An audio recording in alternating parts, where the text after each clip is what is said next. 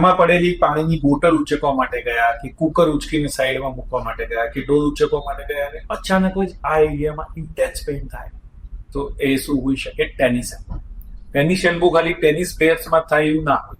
તમને, મને, હીરા, કોઈ વ્યક્તિ હોય, એ ઘરનું કામકાજ કરતા હોય, એસી કીટનું કામ કરતા હોય, આવા કોઈ પણ વ્યક્તિને આ થઈ શકે.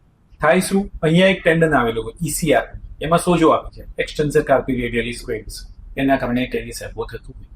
ખબર કઈ રીતે પડે? કોઝેન્સ ટેસ્ટ.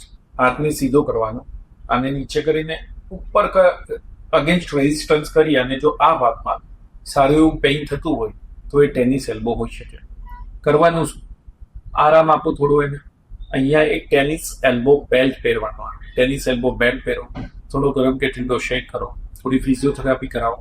મોટા ભાગે આટલું કરવાથી મટી જતું હોય. જો પેઇન વધારે હોય તો પેઇન કિલર્સ પણ લઈ શકાય. આટલું કરવા છતાં પણ જો આ દુખાવો ના મટે તો જનરલી એ ભાગમાં એક સ્ટીરોઇડનો શોટ આપવાનો રહેતો. એનાથી મટી જ જાય એવું નથી, પણ એનાથી ટેમ્પરરી આરામ 100% મળે. બહુ રેર કેસમાં જો અનેક પ્રયત્નો છતાં દુખાવો ના આવતો તો ટેનિસ એલ્બોમાં સર્જરી જરૂર પડી શકે. અને ટેનિસ એલ્બોમાં સર્જરીના બહુ સારા રિસર્ચ છે. પણ આપણે આશા રાખીએ કે તમે બહુ ઝડપથી જ આ દુખાવાને પકડી લો અને તમારા ડોક્ટરને કન્સલ્ટ કરો, એટલે ઝડપથી ટેનિસ એલ્બો મટી જાય.